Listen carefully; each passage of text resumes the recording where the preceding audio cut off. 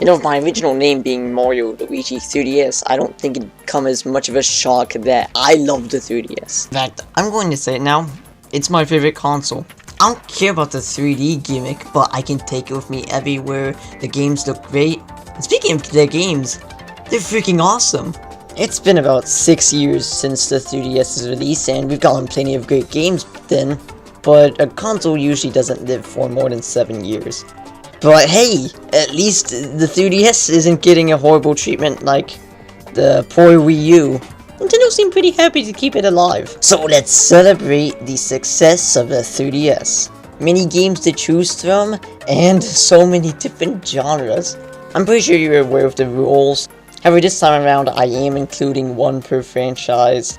And unlike the rest of my countdowns, I'm going to do an honorable mentions before number 1. On Mario Luigi 3DS, Luigi Magic NX. Let's get started with the countdown.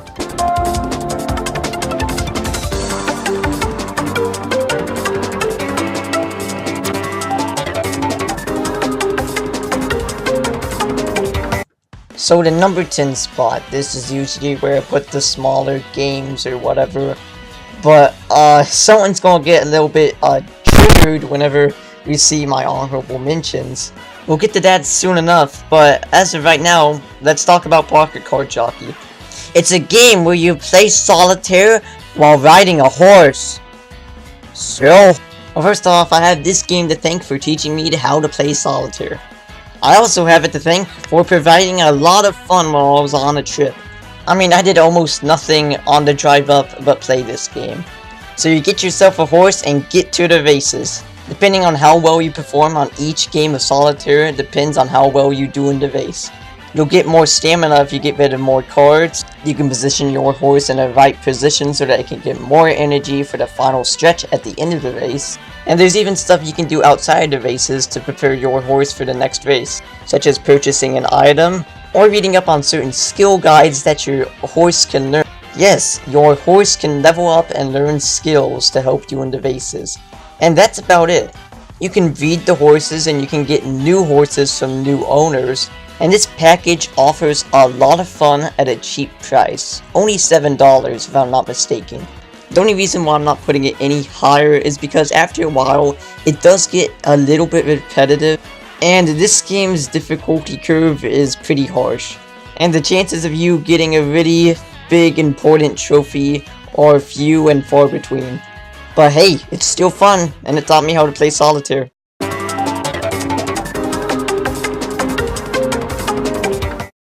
Well, this isn't the RPG of my dreams, nor is it the Mario and Luigi game of my dreams, but it's still really freaking good. Wait, I got footage from the PAL version. Crap! Well, I know a lot of people who hold this game in really high regards, and there's a lot to like. Something I noticed is that it does have the generic, forest area and mountain area, but it has its own twist on it. Maybe it's just the aesthetics or something, but they're all pretty unique, despite the fact that they're using worn out concepts. But the main gimmick is exploring Luigi's dreams. They remind me of Bowser's Inside Story, but there are a lot of mini sections. But they're still really fun to explore because there are so many pedal people all across the world. And it's fun to find them all. I guess this game has it best in the exploring department. It's got a good in everything else, but exploring is super fun in this game. Also, this feels a lot longer than the other Mario and Luigi games. Maybe that's just me. Now, I don't know if it was the shift to a new system or something, but the battles don't feel quite the same. Hence why it's lower on the list. I mean, especially in the dreamy world where you have Luiginary attacks, all of the attacks feel really strange. And sometimes they like to shoehorn all of the 3DS's special features like gyroscopic controls. That's great for performing an attack, totally. But hey, it has some pretty good gameplay, excellent exploration, and a really, really freaking good soundtrack. And hey, it's better than Paper Jam, because unlike that game, this game will not put you to sleep.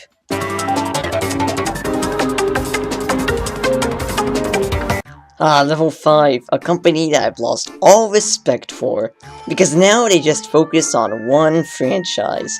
A franchise that was very popular in Japan, and hit just as hard in North America. As you can see, That game is Yokai Watch. But just looking at it, I can see why this game hit North America so hard. This game is actually a very unique RPG. Whenever you send out your collected yokai into battle, you don't actually select commands for them. They fight for themselves. However, that leaves room for you to do other stuff such as item management and positioning, making sure that damaged yokai retreat into the back, or, use your ultimate. It sounds really simple, but it's actually a lot of fun. This game just has a fun and silly charm all around it. I mean, I remember whenever I first got this game, I was so excited to see all the yokai and stuff, and there's actually a grand variety of them. It's fun to select them and position them on your Yokai Watch. Too bad they're not as fun to get. Just for getting a yokai in this game is so much harder because it has a lot more luck put into it. Outside of battle, there are fun areas to explore, and awesome boss fights. The gameplay was good, the visuals were great for the 3DS, and the soundtrack's really good as well. And despite some of its faults, I've still had a really good time with Yokai Watch. It's one of those games that I think that you just need to try out sometime. I just wish that the series didn't get out of hand. But hey, it sure was something special while it lasted.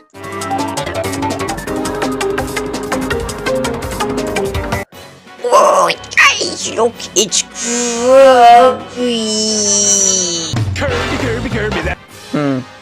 It appears that the JPEG news was right. My countdowns do make people more stupid. Kirby Planet Robobot. I've talked about this game a handful of times. But hey, I've got a lot more to add. While the typical Kirby gameplay is still there, I love the whole theme of this game. Dreamland is going over some sort of renovation, and it's just so cool. I don't think I've ever said this on this channel at least, but I love industrial areas. In video games. Of course, in video games.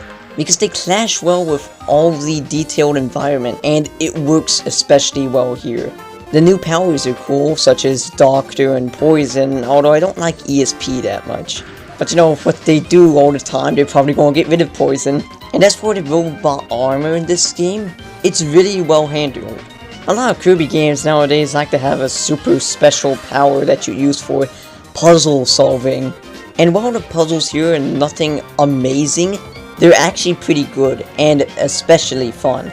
Not just because you're riding in an awesome mech suit, but also because the robot armor can use copy abilities.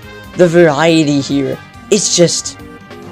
ugh! I'm pretty sure this is the best puzzle solving that the Kirby series has to offer. This game also probably has the best bosses to offer as well. Not just because they're multi-phased, but because they're just so much grander. Most of my favorite bosses in the series are from this game. Out of all the Kirby games I've played, this is probably the best.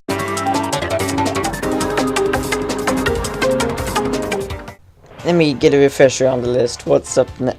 Oh, Smash 3DS. From the way I'm wording this, it sounds like I hate Smash 3DS. That's the complete opposite. In fact, I like the 3DS version more than the Wii U version. So why am I saying, oh no? Well, simple. I have no idea what to say about it. I can just get done with this in a flash. All I have to say is, I like the new characters that were introduced. Classic mode's as good as ever. Smash Run's good and all, but what else can I say? I mean, as for pros I have with the 3DS version over the Wii U version, I think that the stages are better in the 3DS version, and the graphics style, the art style looks a lot better. I mean, what can I say? I don't know anyone who doesn't like Smash Bros. Every positive thing you've heard about this game, yeah, it's more than likely true. And if you're a Nintendo fan, then you probably already have this game. I was excited to see it come out, and I had a lot of fun playing it. That's all I can really say.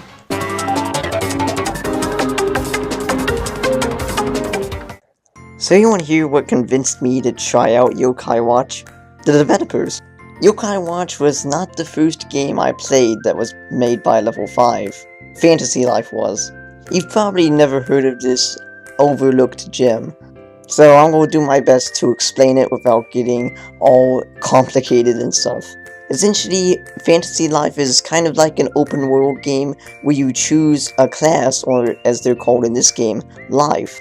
They all have their different attributes and stuff, but I like to separate them in 3 categories.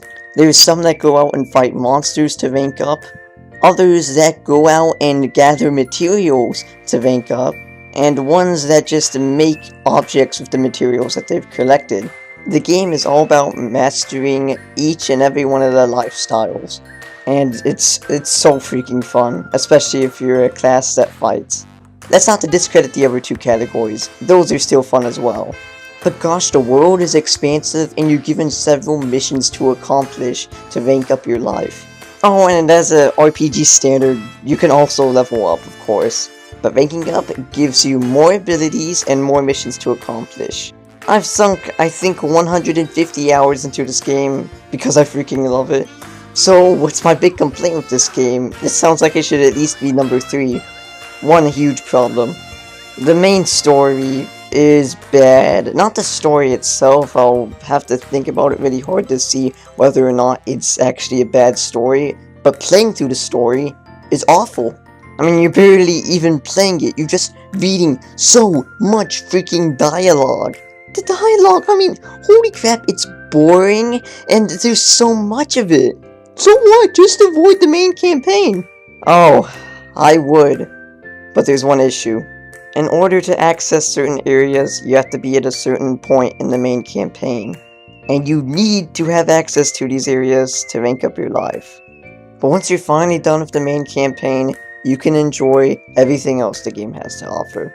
Trust me, it's worth it. Now go on and get a life, I guess.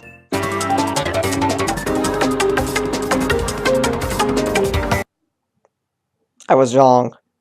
I don't know if I should have been concerned or not, but I'm so happy that I was wrong. I bet that a lot of people find it a bit weird that I take the Mii games so seriously. The reason that is because I just find the Miis so charming, and I just like seeing them in the games. So all my concerns with Miitopia, fortunately, didn't happen to be that bad in the game. They were all handled very well.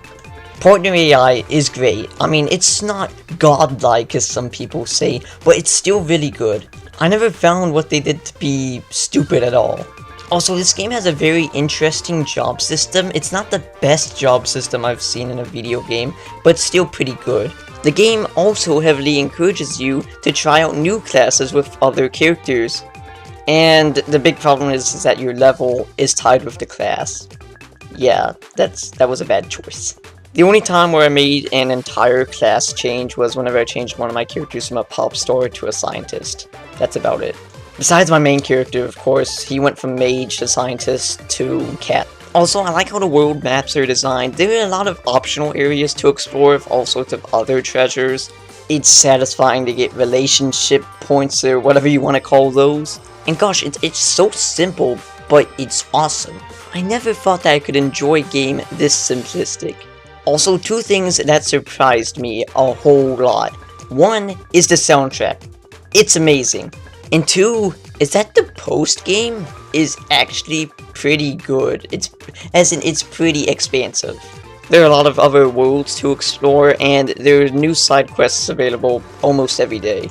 Those are really good pros, and honestly I didn't expect those last 2 to be there at all. My only problem is that it could have benefited from being a little less simple, and also the job system, gosh. It could have been handled well if your level was not tied to the jobs.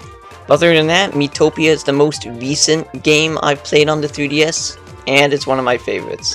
And now people are really going to accuse me of stealing footage.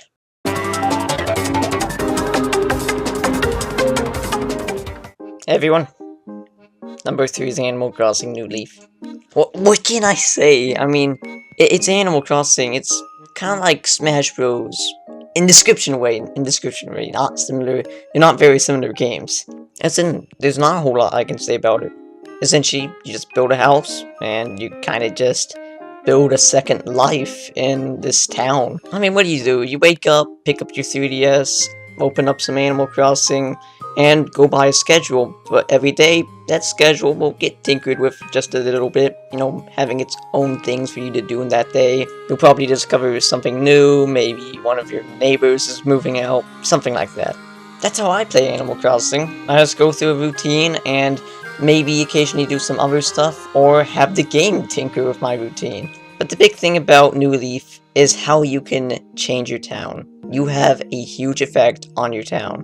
The public works projects are not only eye candy, but they're just so satisfying to complete, and it expresses the personality of your town. And it makes your town look so freaking lively. I mean, I've had this game for probably 4 years now, and I'm not necessarily complete with my town, but I just don't know what to do with it right now. This is just one of those personal experience games. I mean, heck, once you start the game up, your town's going to be completely different than everyone else's, and all your neighbors are going to be different. I mean, gosh. I like to think that you should at least get around to playing this game sometime. And I know people who really aren't into this type of game, it's not their type of game, and also, you do have to constantly revisit your town, like, every day, or else some of your villagers may move out, and weeds. Yeah, I really like this game. What else can I say? I mean, if you've never played Animal Crossing New Leaf before, or any Animal Crossing game for that matter, then you have no life at all! Actually, it's probably the complete opposite.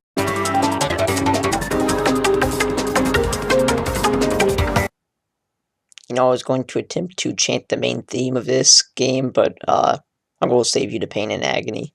Well, dang, Pokemon Sun and Moon was probably the Pokemon game that blew my expectations out of the water unlike any other. Does that mean that I thought this game was going to be bad? No, but here's the thing with Pokemon games. I have pretty high expectations for the Pokemon game. It hits right at the expectations whenever the game's released, and I just move on.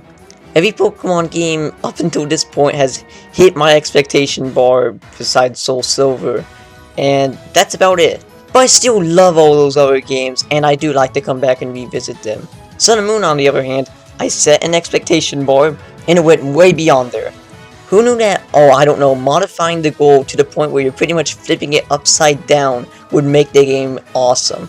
The way the Island Kahuna and Island Trial Captain battles are all handled, and all their trials, yeah, it's freaking awesome. Every trial is special in its own way, and they're a lot of fun to go through. But what about one of the best parts in every Pokemon game? The new Pokemon? I was hoping there'd be at least 100 new Pokemon, but unfortunately we still haven't hit that mark yet. We have about 80 here. That's more than X and Y had to offer though. And I really like all of them. My favorite newcomer is Galissopod. Gosh, I love this thing.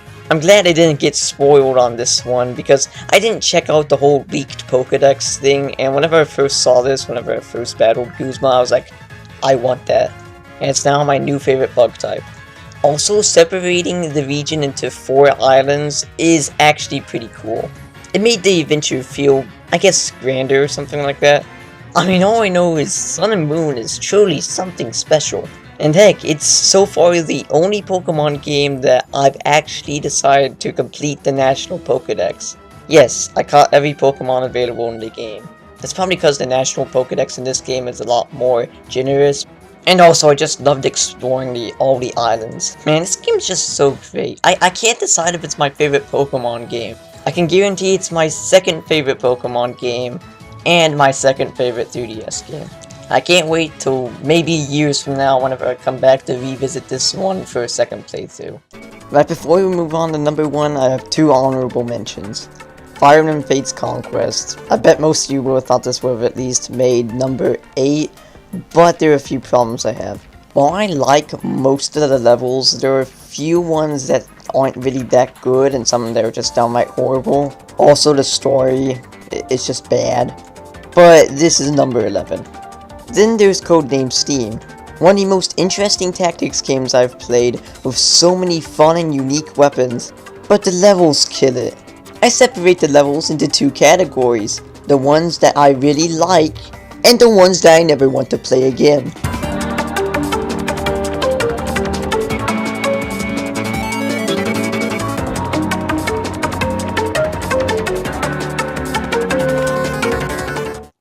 Gosh, talking about this game makes me remember how much of an idiot I was for not talking about a certain character from this game in Top 8 Rivals. I can pretty much guarantee that you've probably never played this game, but gosh, Bravely Second is amazing. I mean, go ahead and skip the first game, I'll talk about that in a moment, because Bravely Second is the best sequel I've ever played. If you don't know about the Bravely series, which I can't blame you, then I need to tell you about the Brave and Default mechanic. This can go along like a regular old RPG, or you can mess around with the Brave and Default mechanics. Braving allows you to do multiple turns in one turn, so you can stack attacks with so many different possibilities and whatnot. But don't go spending Brave points really willy-nilly and all that. Because if you don't default, then you're going to end up in negative points in which you can't attack for the next few turns. Defaulting is basically defending. However, you don't spend any BP that turn if you default. So you can save up BP, and once you're done saving up, you can spend it all in one fatal flurry of attacks. This sounds like it's really big, and it is. This and the job system adds in so many different unique possibilities and strategies and whatever. Right, let's get on to that job system. It's the best job system I've ever used. After you defeat a certain boss, specifically human character, you'll get access to their class or job. You start off with pretty much no attacks at first, but as you level up that job, you unlock more and more attacks and even passive abilities. And also, unlike Metopia, your level and your job level are separate. Thank goodness. There's nothing more satisfying than leveling up your job and learning a new attack or whatnot. But you want to hear something even more exciting? Leveling up more. There are so many different jobs in this game. And guess what? You can have 2 jobs at the same time. Although the secondary one won't get any job experience. So think about it this way. You've got 4 characters. Each one can have a primary job and a secondary job and a ton of other abilities.